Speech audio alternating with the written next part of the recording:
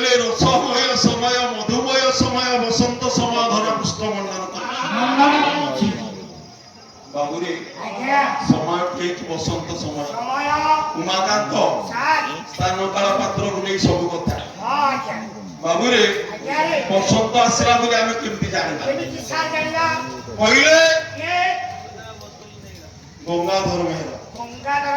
ପ୍ରକୃତି କବି ଗଙ୍ଗାଧର ମେହେର କହିଲେ ବସନ୍ତ ସମୟ ଧରା ପୁଷ୍ପ ମଣ୍ଡନ କହିଲେ କବି ସମ୍ରାଟ ଭଞ୍ଜ କେମିତି ଜାଣିବା ବସନ୍ତ ଆସିଲା ବୋଲି ଭଞ୍ଜ ଗୋଟେ ପୁରୁଣା କାଳିଆ ଛାନ୍ଦ କହିଲେ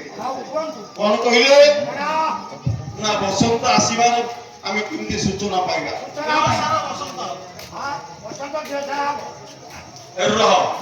ଭଞ୍ଜ କଣ କହିଲେ ବୈଦେଶ ବିଳାସ କବି ସମ୍ରାଟ ଭଞ୍ଜ ପୁରୁଣା କାଳିଆ ଛାନ୍ଦରୁ କହିଲେ ବସନ୍ତ ସମୟ ଅତିର ସମୟ ଇଏ ରଭସ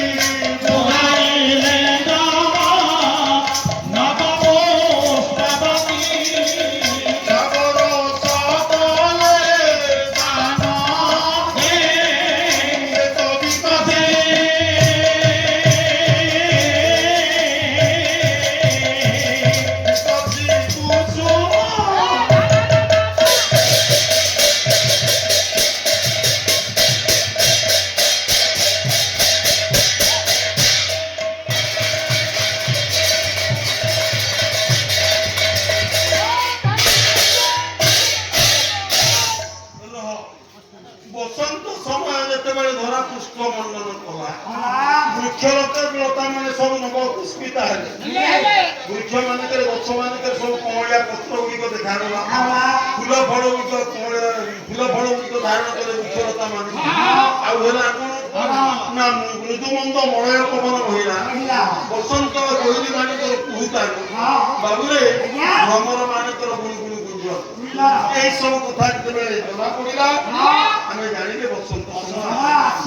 ସମୟ ବେଶୀ ନଷ୍ଟ କରିବାନି ସମୟ ଦିଆହେଇଛି ବସନ୍ତ ସମୟ ବାପା ଏ ବସନ୍ତ ସମୟର କଥା ପାଣ୍ଡବ ମାନେ ଅଜ୍ଞାତ ବନବାସ କରୁଛନ୍ତି ଦୈତ ବନ ଏ ମା ପୁରାଣ କଥା ଟିକେ ଶୁଣ ମନେ ଦେଇକି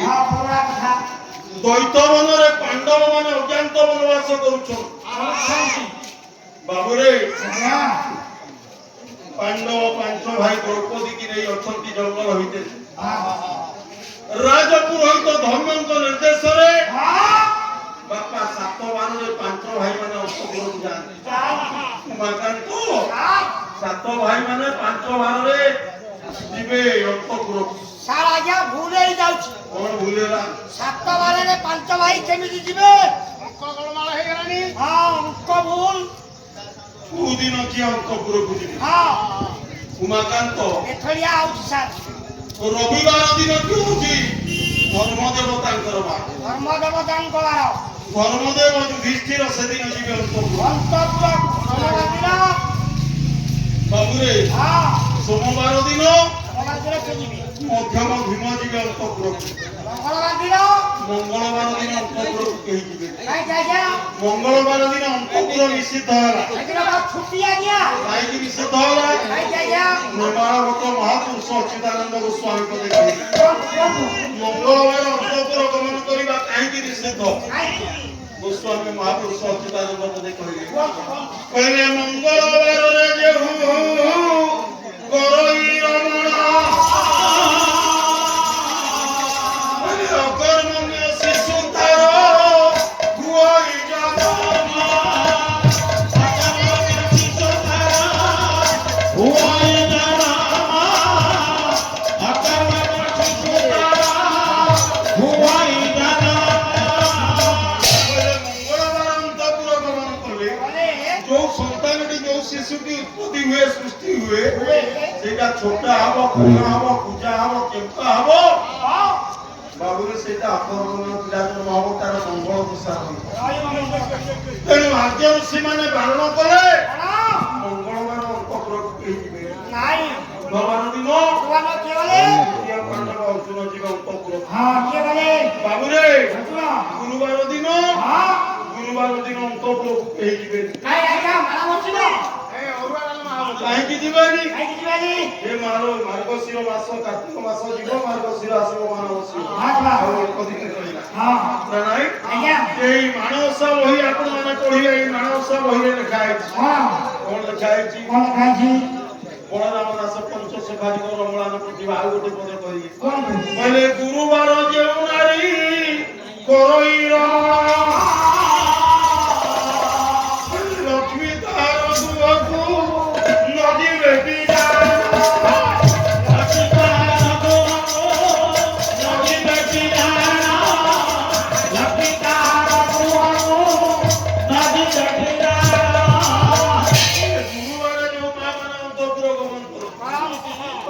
ଘରୁ ଲକ୍ଷ୍ମୀ ଛାଡ଼ିଯାଏ ସେ ଘରେ ଲକ୍ଷ୍ମୀ ରହିବେ।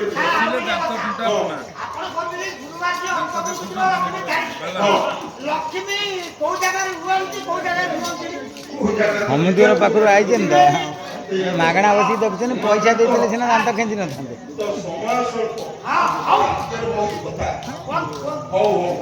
ତାହେଲେ ଲକ୍ଷ୍ମୀ କୋଉଠିକି ଯିବେ? ହଁ ଏ କଥା ଯଦି ପାଲାବାଲା କହିବେ ଆଉ କଣ ସିନେମା ବାଲା କହିବେ ନା ଅପେରା ବାଲା କହିବେ ନା ଟିଭି ବାଲା କହିବେ ଗୋଟେ ଘର ବଡ ତୁମର କଥା ଅଗଣାର ତୁଳସୀ କହିଥିଲେ ଜାଣିବା ପାଲାରୁ ବି କଥା ଶିଖିବା। ଶ୍ଲୋକ ଗାଉଛି କୋଉ ଜାଗାକୁ ଲକ୍ଷ୍ମୀ ଯିବେ କୋଉ ଜାଗାକୁ ଯିବେ ଏଇଆ ତ ଗୋଟେ ଶ୍ଲୋକ ଗାଉଛି କହିଲେ ନିତ୍ୟ ତୃଣ ଛେଦ ଅଳ୍ପ ପୂଜା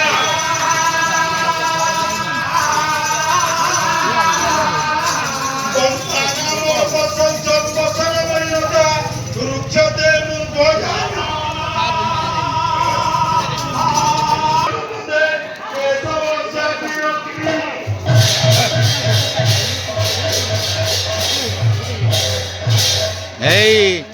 ए तो भाई जन्मदिन तू आसी गुपचुप खाऊ तो ए रहा रेकर्डिंग है काली देखू तुम मोबाइल मामा मोबाइल ए गुपचुप पानी पिऊची भाई जन्मदिन भौणी पानी पिऊची खटा पानी हजम हम खाई बहुत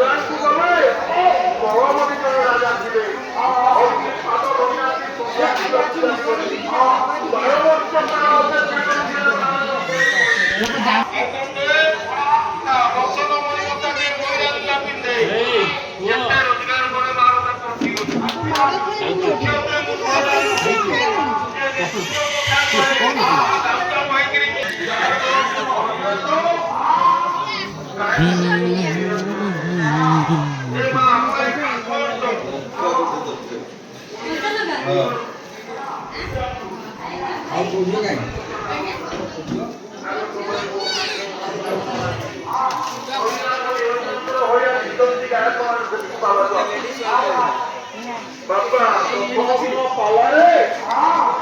ନିରଞ୍ଜନ ମାର ଲାଗେ ଯାରେ ଜୀବନ ଯାରେ ବେଶୀ କର୍ମ ଯାରେ ରହିବ ଆରେ ବାହାରିଲା ୟୁଟ୍ୟୁବ ପାଣି ଦାୟିତ୍ୱରେ ଅଛୁ ଆଉ ମତ ଦାୟିତ୍ୱରେ ସେଟା ଆପଣ ବୁଝିବେ ଆମେ ଶାକାହାରୀ